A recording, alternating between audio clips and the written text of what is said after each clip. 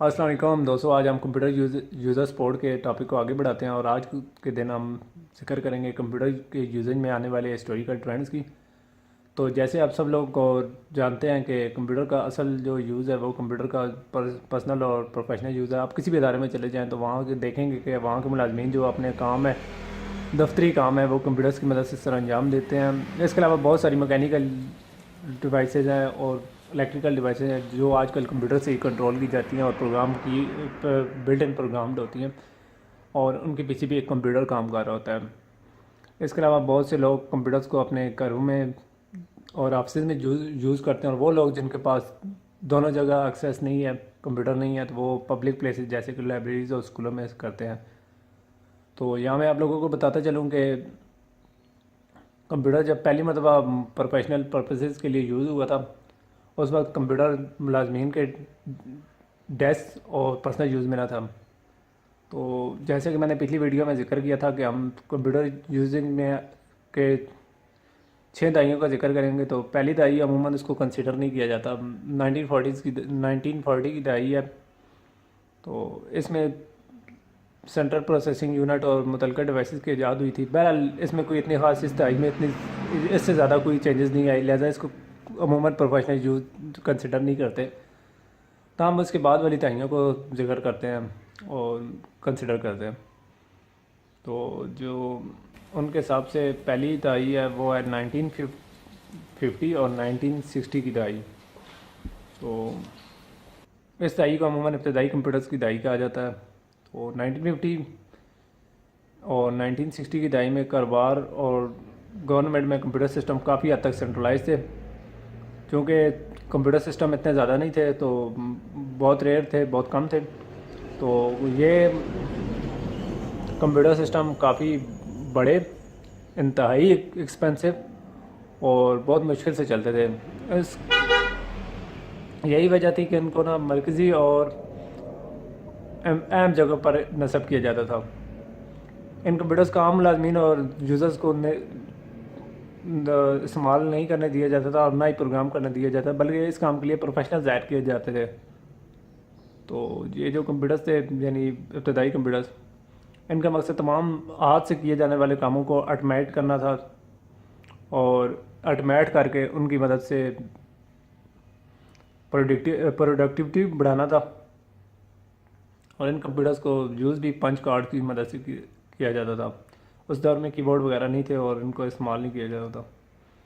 तो इसके बाद जो दूसरी दहाई है वो है 1970 की दहाई, यानी डिसेंट्रलाइज्ड कंप्यूटर सिस्टम की तरफ स्टेप्स की दहाई।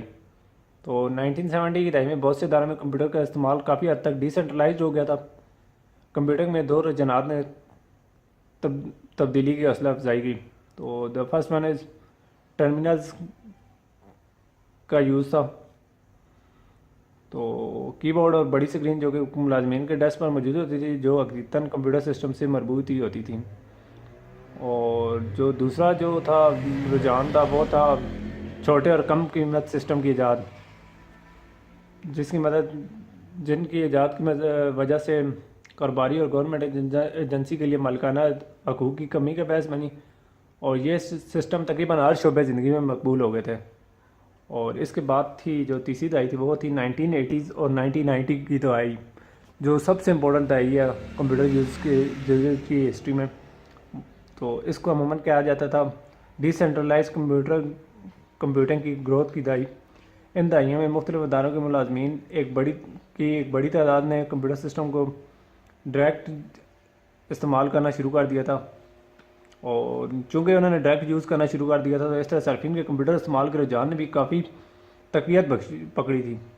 और मैं यहाँ आपको चंद चीज़ा रुझानात यानी ट्रेंड्स की बात बता देता हूँ जो इस दौर में थे, यानी जिन्होंने डिसेंट्रलाइज कंप्यूटिंग का फ़रोग़ दिया था।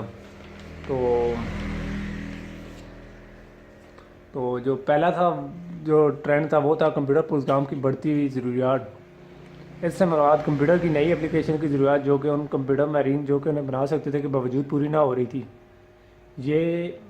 ये काफ़ी बड़ा मसला और डेटा प्रोसेसिंग स्टाफ माहिरीन और मुतल्लिका डिपार्टमेंट के लिए परेशानी का बहस था। दूसरा था पढ़े लिखे मुलाजमीन की तादाद में इजाफा। ان ملازمین کا مقصد انفارمیشن کلیکٹ کرنا، پروسیس کرنا اور تقسیم کرنا تھا، یعنی شیئر کرنا تھا۔ اس سمر نے کمپیوٹر انڈسٹری میں شفٹوں کا آغاز کیا۔ ان لوگوں کی ڈیمانڈ آج بھی کافی زیادہ ہے، یعنی آئی ٹی پروفیشنلز کی آج بھی ڈیمانڈ کافی زیادہ ہے، اور اس کی تصدیق آج کے مقابلے کے دور میں بھی ہمارے اخبارات کے اشتہارات میں نظر آتی ہے۔ تو اگر کسی دوست کو اگر اس طرح کی کوئی گائیڈ لائن چاہیے تو ہمارا ایک پیرلل میں میرے ایک دوست کا چینل ہے جو کہ وہ جابس کے بارے میں لوگوں کو گائیڈ کرتا ہے۔ اگر کسی نے اس سے گائیڈ لینی ہے تو میں اپنے اس کے چینل کا لنک ڈسکرپشن میں دے دیتا ہوں۔ اور اس کے بعد آتی ہے جو تیسرا ٹرینڈ تھا، وہ سستے پرسنل کمپیوٹر کا میسر آنا تھا۔ ان ڈیکیڈ میں صارفین کے کمپیوٹر یوزر میں بڑھنے کی ایک بڑی وجہ ڈرامائی طور پر ملازمین کے لیے کمپیوٹر ٹیکنالوجی کی لاگت میں کمی آنا تھا۔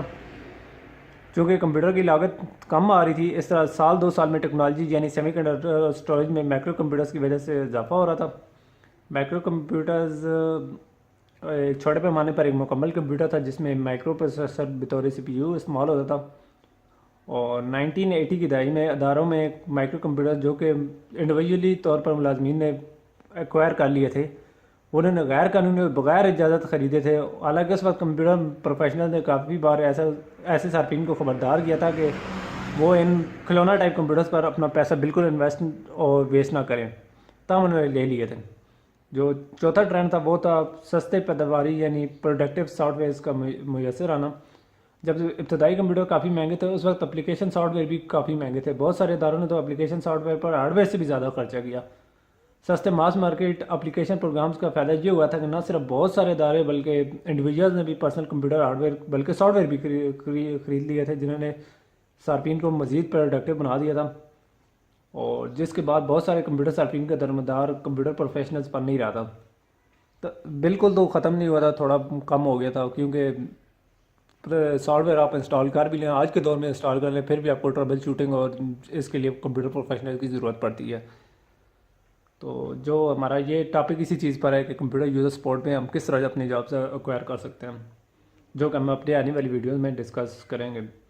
تو جو پانچواں ٹرینڈ تھا وہ تھا user friendly graphical user interface تھا، یعنی جو ابتدائی کمپیوٹر صارفین تھے تو وہ کمپیوٹر کے آپریٹنگ سسٹم پر ٹرمینلز کی بورڈ کی مدد سے رسائی حاصل کرتے تھے۔ Computer programs, menus, graphical user interface اور تصاویر سے مزین ہوتے تھے، جن کی مدد سے صارفین کمپیوٹر فیچرز اور فنکشن کو وجدانی طور پر استعمال کرتے تھے۔ تو اس کے بعد جو اہم دہائی تھی جو ہمارے سامنے، ہم میں سے چند لوگوں کے سامنے آئی تھی، اور ہم میں سے کچھ لوگ بہت چھوٹے تھے اور کچھ لوگ تو اس دنیا میں نہیں تھے جب یہ دہائی تھی، لیکن کافی سارے لوگ تھے۔ تو ابھی ہم بات کر لیتے ہیں 1990s کے اخیر اور 2000 کی دہائی، یعنی ڈسٹریبیوٹیڈ اور نیٹ ورک کمپیوٹنگ کی دہائی۔ ان ڈیکیڈ میں بہت سارے اداروں نے لارج اسکیل اور ورک کمپیوٹرز کو پرسنل کمپیوٹر سے تبدیل نہ کیا تھا، بلکہ ان دونوں ٹیکنالوجیز کو کمپیوٹر نیٹ ورک کی مدد سے آپس میں انٹر کنیکٹ کر دیا تھا۔ تو میں آپ لوگوں کو بتاتا چلوں کہ ڈسٹریبیوٹیڈ کمپیوٹنگ سے مراد یہ ایک اصطلاح ہے جو کہ ایک ادارے اور اس کے ملازمین کی ضروریات جو کہ کمپیوٹر وسائل کی شکل میں ہوتے ہیں کے مقام کی وضاحت کرتی ہے، اور یہ اصطلاح بھی عام ہو چکی ہے۔ ڈپارٹمنٹس کے عموماً لارج اسکیل اور ورک گروپ کمپیوٹرز کی ضرورت پڑتی ہے جو کہ نیٹ ورک سرورز کے طور پر کام کرتے ہیں۔ اس کے علاوہ انٹرپرائز پروسیسنگ، انفارمیشن اسٹوریج اور ڈیسک ٹاپ ٹولز کی ضرورت پڑتی ہے جو کہ ان کی پیداواری صلاحیتوں میں اضافہ کرتے ہیں۔ تو جو آخری دہائی ہم کریں گے ذکر 2010 اور اس کے بعد کی دہائی یعنی کلاؤڈ کمپیوٹنگ کی دہائی، اس کے بعد کی بھی ایک دہائی ہے 2010 کے بعد کی بھی، لیکن ہم اس کو اسی میں مرج کریں گے، یعنی کافی سارے ٹرینڈ ہیں لیکن ہم ان کو ذکر نہیں کریں گے کیونکہ ہمارا جو ہمارا مقصد یا جو ہماری ضرورت ہے وہ جہاں تک پوری ہو جاتی ہے۔ تو اس دہائی کو عموماً کلاؤڈ کمپیوٹنگ کی دہائی کہا جاتا ہے۔ تو ابتدائی سالوں میں ضم شدہ ٹیکنالوجیز یعنی انٹیگریٹڈ ٹیکنالوجیز کے تاریخی دور کا آغاز ہوا، جس سے کمپیوٹر ٹیکنالوجی ہر قسم کے کاروبار، پرسنل ٹیکنالوجی اور مشینز مثلا موبائل فون، ٹیبلٹ، جی پی ایس اور ہوم سیکیورٹی سسٹم میں داخل ہوئی، جس کی بڑی وجہ یہ ہے کہ کمپیوٹر ٹیکنالوجیز اب بہت چھوٹی مشینوں کو انفارمیشن کی بڑی تعداد ذخیرہ اور پروسیس کرنے کی اجازت دیتی ہے، اور وائرلیس ٹرانسمیشن ان ڈیوائسوں کو ایک دوسرے سے کنیکٹ رکھنے اور انٹرنیٹ تک ایکسیس کی اجازت دیتی ہے. ان ڈیوائسز کو اسمارٹ ٹیکنالوجیز بھی کہا جاتا ہے. مزید یہ کہ ڈی سینٹرلائزیشن کا رجحان زیادہ تر سینٹرل انفراسٹرکچر کی طرف لوٹنا شروع ہو گیا ہے, جسے کلاؤڈ کمپیوٹنگ بھی کہا جاتا ہے. اس میں طاقتور سرور جیسے کہ پاورفل سرور جیسے فاصلاتی ڈیٹا کو یعنی ڈسٹنٹ ڈیٹا کو ذخیرہ اور پروسیس بھی کرتا ہے. تو یہاں میں آپ لوگوں کو بتاتا چلوں کہ اس کے بعد کلاؤڈ کمپیوٹنگ کے بعد یہ ہمارے ساتھ ایک اس کے پیرلل میں جو ٹیکنالوجی چل رہی ہے وہ ہے آرٹیفیشیل انٹیلیجنس. لیکن اس کا ذکر کرنا ابھی فائدہ مند نہیں ہے, کیونکہ ہم بہت جلد اس پر ایک نئی سیریز سٹارٹ کر رہے ہیں. تو آپ لوگوں سے میں ریکویسٹ کروں گا کہ آپ وہ سیریز بھی دیکھیں اگر آپ لوگ اس میں انٹرسٹڈ ہیں. تو میں یہاں بتاتا چلوں کہ تقریباً پچھلے 75 سالوں میں اداروں میں تبدیلی کے ساتھ ساتھ کمپیوٹر ٹیکنالوجی میں کافی تبدیلیاں پذیر ہوئی ہیں. ڈیٹا پروسیسنگ ڈپارٹمنٹ کو انفارمیشن سسٹم, انفارمیشن سروسز اور آئی ٹی یعنی انفارمیشن ٹیکنالوجی کا نام دیا گیا. تو نام کی تبدیلی حقیقت میں ان اداروں میں ٹیکنالوجی کے وسیع پیمانے پر استعمال کو واضح کرتی ہے. Thank you.